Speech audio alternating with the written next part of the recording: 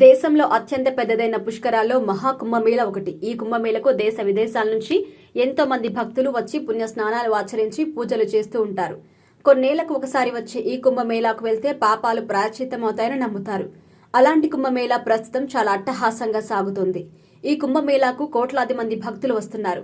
అలాంటి ఈ కుంభమేళా పుణ్యమాని ఒక అమ్మాయి దేశవ్యాప్తంగా ఫేమస్ అయింది. సోషల్ మీడియాలో, మెయిన్ మీడియాలో ఎక్కడ చూసినా ఈమె పేరే వినిపిస్తోంది. ఇంతకీ ఆమె ఎవరయ్యా అంటే మోనాలిసా.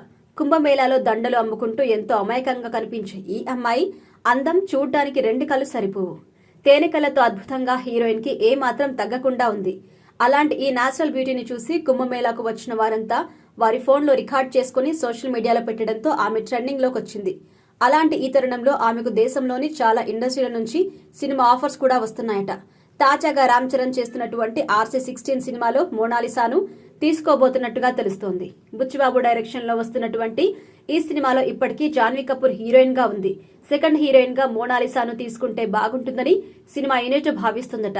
దీనివల్ల దేశవ్యాప్తంగా సినిమాకి మంచి హైప్ రావడమే కాకుండా ఆమెకు కూడా మంచి పేరొస్తుందని మూవీ యూనిట్ భావించినట్టుగా తెలుస్తుంది.